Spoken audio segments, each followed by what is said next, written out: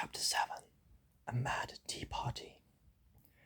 There was a table set out under a tree in front of the house, and the March Hare and the Hatter were having tea at it. A dormouse was sitting between them, fast asleep, and the other two were resting their elbows on it and talking over its head. Very uncomfortable for the dormouse, thought Alice. Only, as it's asleep, I suppose it doesn't mind. The table was a large one, but the three were all crowded together in one corner of it. No room, no room, they cried out when they saw Alice coming. There's plenty of room, said Alice indignantly, and she sat down in a large armchair at one end of the table. Have some wine, the March Hare said in an encouraging tone. Alice looked all around the table, but there was nothing on it but tea. I don't see any wine, she remarked. There isn't any, said the March Hare. Then it wasn't very civil of you to offer it, said Alice angrily. It wasn't very civil of you to sit down without being invited, said the March Hare. I didn't know it was your table, said Alice. It's laid for a great many more than three. Your hair wants cutting, said the Hatter.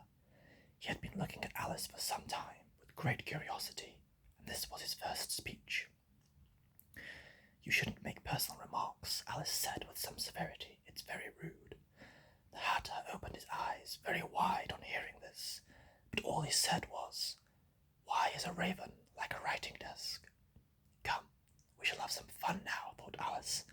I'm glad they've begun asking riddles. I believe I can guess that, she added aloud. Do you mean that you think you can find out the answer to it? Said the March Hare. Exactly so, said Alice. Then you should say what you mean, the March Hare went on. I do, Alice hastily replied. At least I mean what I say. That's the same thing, you know. Not the same thing a bit, said the Hatter. You might just as well say, I see what I eat, is the same as I eat what I see. You might as well just say, added the March Hare, that I like what I get, is the same as I get what I like. You might as well just say, added the Dormouse, who seemed to be talking in his sleep, that I breathe when I sleep is the same thing as I sleep when I breathe. It is the same thing with you, said the Hatter, and here the conversation dropped, and the party sat silent for a minute, while Alice thought over all she could remember about ravens and writing desks, which wasn't very much. The Hatter was the first to break the silence. What day of the month is it? He said, turning to Alice. He had taken his watch out of his pocket and was looking at it uneasily, shaking it every now and then and holding it to his ear.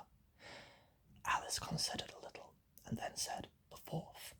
2 days wrong, sighed the Hatter. I told you butter wouldn't suit the works, he added, looking angrily at the March Hare. It was the best butter, the March Hare meekly replied. Yes, but some crumbs must have got in as well, the Hatter grumbled. You shouldn't have put it with the bread knife. The March Hare took the watch and looked at it gloomily. Then he dipped it into his cup of tea and looked at it again. But he could think of nothing better to say than his first remark. It was the best butter, you know. Alice had been looking over his shoulder with some curiosity. What a funny watch, she remarked. It tells the day of the month and doesn't tell what o'clock it is. Why should it, muttered the Hatter. Does your watch tell you what year it is? Of course not, Alice replied very readily. But that's because it stays the same year for such a long time together. Which is just the case with mine, said the Hatter. Alice felt dreadfully puzzled.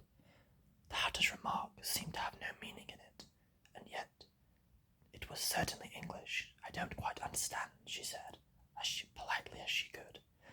The Dormouse is asleep again, said the Hatter, and he poured a little hot tea upon its nose. The Dormouse shook its head impatiently, and said without opening its eyes, Of course, just what I was going to remark myself. Have you guessed the riddle yet? Said the Hatter, turning to Alice again. No, I give it up. Alice replied, What's the answer? I haven't the slightest idea, said the Hatter. Nor I, said the March Hare. Alice sighed wearily. I think you might do something better with the time, she said, than waste it asking riddles with no answers.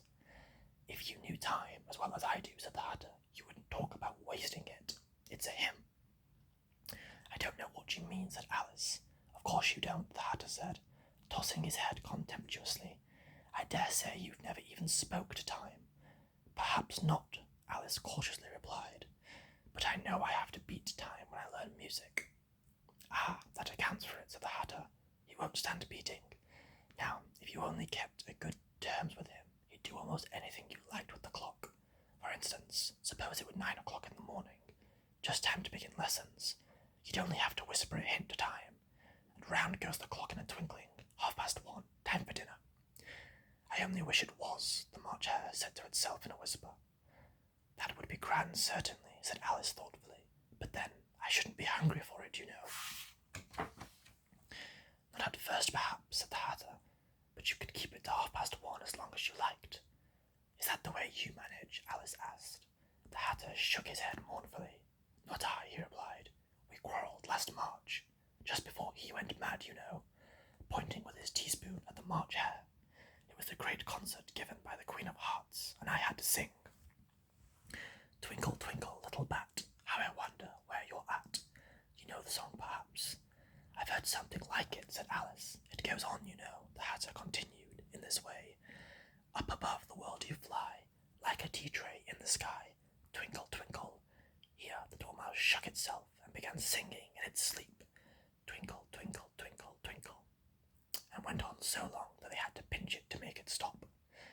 Well, I'd hardly finished the first verse, said the Hatter, when the Queen jumped up and bawled out, He's murdering the time, off with his head. How dreadfully savage, exclaimed Alice. And ever since that, the Hatter went on in a mournful tone, He won't do a thing I ask. It's always 6 o'clock now. A bright idea came into Alice's head. Is that the reason so many tea things are put out here? She asked. Yes, that's it, the Hatter said with a sigh. It's always tea time, and we've no time to wash the things between whiles. Then you keep moving round, I suppose, said Alice. Exactly so, said the Hatter. As the things get used up. But what happens when you come to the beginning again? Alice ventured. Suppose we change the subject, the March Hare interrupted, yawning. I'm getting tired of this. I vote the young lady tells us a story. I'm afraid I don't know one, said Alice, rather alarmed at the proposal. Then the Dormouse shall, they both cried. Wake up the Dormouse. And they pinched it on both sides at once. The Dormouse slowly opened his eyes. I wasn't asleep, he said in a hoarse, feeble voice. I heard every word you fellows were saying. Tell us a story, said the March Hare. Yes, please do, pleaded Alice. And be quick about it, added the Hatter, or you'll be asleep again before it's done. Once upon a time, there were 3 little sisters, the Dormouse began in a great hurry. And their names were Elsie, Lacey, and Tilly.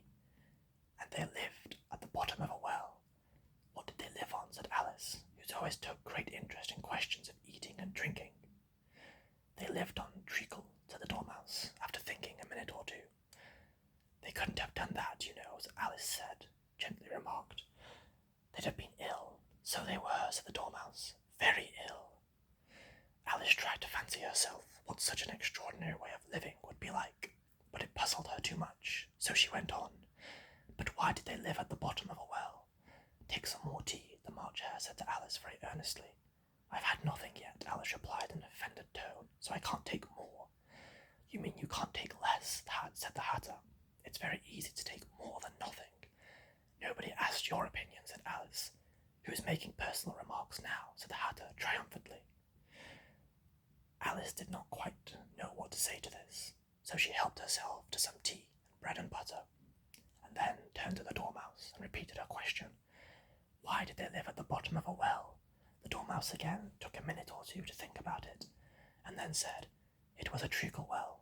There's no such thing. Alice was beginning, very angrily, but the Hatter and the March Hare went, Shh, shh, and the Dormouse sulkily remarked, If you can't be civil, you better finish the story for yourself. No, please, go on, said Alice said. I won't interrupt again. I dare say there may be one. One indeed, said the Mouse indignantly. However, he consented to go on. And so, these 3 little sisters, they were learning to draw, you know. What did they draw, said Alice, quite forgetting her promise. Treacle, said the Dormouse, without considering at all this time. I want a clean cup, interrupted the Hatter. Let's all move one place. He moved on as he spoke, and the Dormouse followed him. The March Hare moved into the Dormouse's place, and Alice rather unwillingly took the place of the March Hare. The Hatter was the only one who got any advantage from the change, and Alice was a good deal worse off, as the March Hare had just upset the milk jug into his plate. Alice did not wish to offend the Dormouse again, so she began very cautiously. "But I don't understand. Where did they draw the treacle from?" "You can draw water out of a water well," said the Hatter, "so I think you could draw treacle out of the treacle well, eh, stupid?" "But they were in the well," said the Dormouse, not choosing to notice this last remark. "Of course they were," said the Dormouse. "Well in." This answer so confused poor Alice that she let the Dormouse go on for some time without interrupting it. "They were learning to draw," the Dormouse went on, yawning, rubbing its eyes, for it was getting very sleepy, "and they drew all manner of things, everything that begins with an M." "Why with an M?" said Alice. "Why not?" said the March Hare. Alice was silent.